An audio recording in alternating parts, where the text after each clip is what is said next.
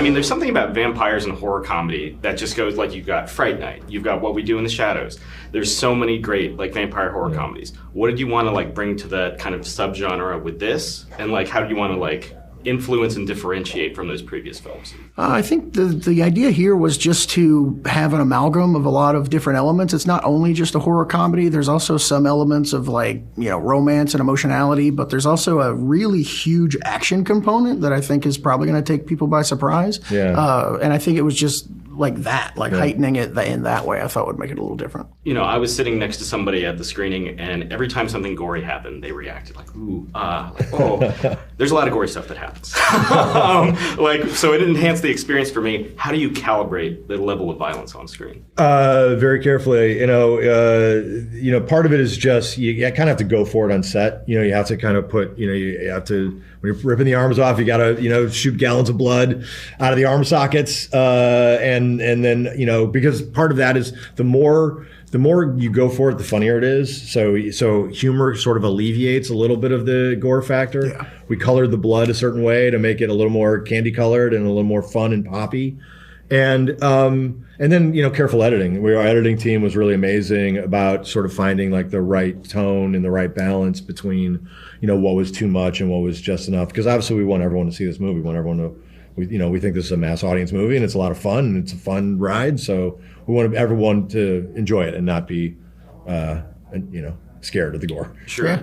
Now, if you could do like a 6, like that's disturbing and really like kind of scary. And then if you push it to like a 10, that's kind of off-putting and you kind of feel like you might need to be laughing, but you don't really feel comfortable with it. But when you push it to 14, it's just hilarious. I think the impaling with limbs was my personal. Oh, really? Yeah. That's great. The chef's kiss.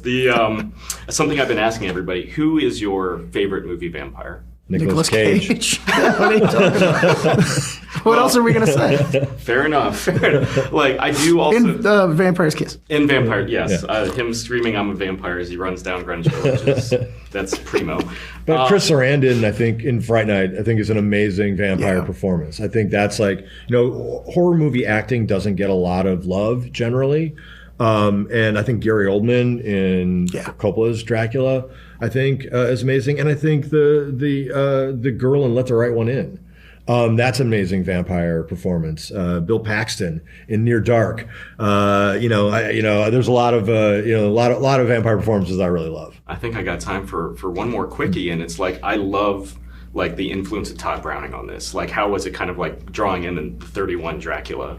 Into the film. Yeah, we were really lucky that Universal let us do that, and to me, that was it was really necessary. I wanted to depict their past, and as far as shorthand goes, something that we all know, whether we're fans of those movies or we're just fans of pop culture.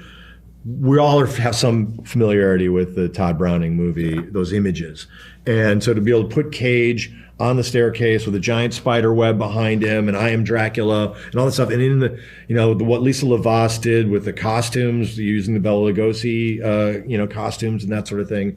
To me, that was like it tells you about Renfield and Dracula's relationship. It's a homage to those movies, and there's just something about it that just, I don't know, just connecting to the past, I think, is really important. Yeah. That was one of Chris's like many, many, many contributions to this movie, and it was something that I think really brought the thing together and really just kind of took it home. And when you make it part of the Dracula mythos to that level, it just really sells the whole thing.